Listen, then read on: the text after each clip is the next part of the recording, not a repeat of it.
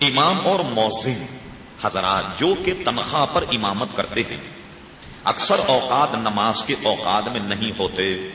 اس طرح کی غیر مستقل مزاج امام اور مؤذن کی تنخواہ دینی چاہیے.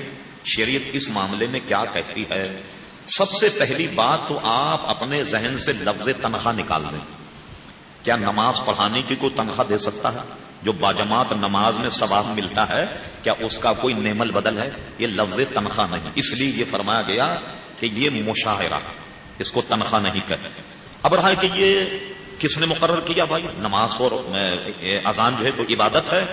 اگر آپ حضرت عمر فاروق رضی اللہ عنہ کے اقدامات، ان کی تاریخ کا مطالعہ کریں تو ہمارا مخالف مصنف شبلی، اس نے بھی فاروق اعظم فاروق جو ایک کتاب لکھی ہے اس میں بھی اس کا اعتراف کیا ہے کہ ان لوگوں کی تنخواہیں مقرر کرنے کا کام سب سے پہلے حضرت عمر فاروق نے کیا.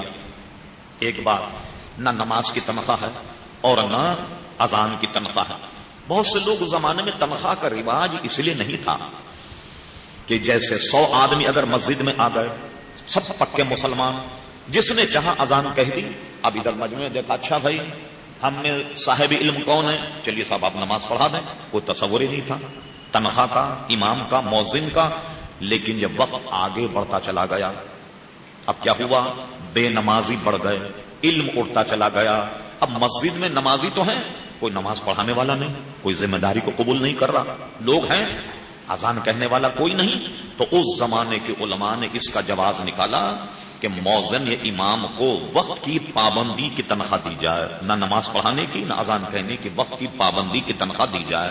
ٹھیک ہے، ایک مسئلہ تو یہ. غالباً آپ کو یہاں املا کرتے وقت میں کچھ سہو ہو گیا. آپ کو مسئلہ یہ پوچھنا تھا کہ بسا اوقات امام مؤذن غیر حاضر ہوتے ہیں. آپ نے تو پوچھا اکثر اوقات امام غیر حاضر رہتے ہیں. ارے بھائی اکثر اوقات امام غیر حاضر، تو امام کہاں ہوا بھائی؟ یہ تو ایسا ہوا جیسے ایک دن میں ایک نماز پڑھا دی، 4 میں غائب ہو گئے. ایک تراویح پڑھائی اور 27 میں غائب ہو جائے. اکثر تو اس کو کہتے ہیں. بھائی میرا خیال ہے آپ کو سوال یہ کرنا چاہیے تھا، کبھی کبھی ایسا ہوتا ہے. اکثر اگر ایسا ہو تو امامت کا رکھنا ہی بالکل بیکار ہے. بیچارے کہو بھائی کچھ اور کام کرے. اکثر نہیں ہوتا، کبھی کبھی ہوتا ہے. اچھا، اب جب کبھی کبھی ہوتا ہے، علماء نے اس کو عرف پر بھی محمول کیا. عرف کیا ہے مجھے بتائیے؟ آپ ہفتے میں جو بڑے ادارے ہیں 2 چھٹی کرتے ہیں یا نہیں کرتے ہیں؟ 2 چھٹی. امام کو بھی 2 چھٹی دیجیے. پھر امام کو بھی دینا، ہفتہ اتوار وہ بھی آرام کرے. دیں آپ امام کو چھٹی. جس زمانے میں جمعے کی چھٹی تھی، آپ جمعے کو امام کو چھٹی دے دیں تو خطبہ کون پڑھے گا؟ نماز کون پڑھائے گا؟ تو 2 وقت تو چھٹیاں ہو گئی یا نہیں؟ اور بینکوں میں کیا ہوتا ہے کہ جمعے کے بعد میں پھر نہیں جانا پڑتا. جمعے کے بعد 2.5 دن کی چھٹی. کیا ہم ہفتے میں امام کو 2.5 دن کی چھٹی دیتے ہیں؟ بتائیے آپ نہیں دیتے نا.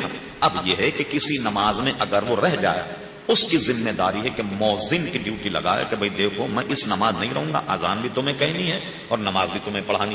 مؤذن کو کہیں جانا ہو تو وہ امام کو کہہ دے کہ بھئی دیکھو آپ جو ہیں دونوں کام جو ہیں وہ آپ کو کرنے، آپ اذان بھی کہہ دیے. تو اس طریقے سے یہ میرے بھائی کام چلتا ہے.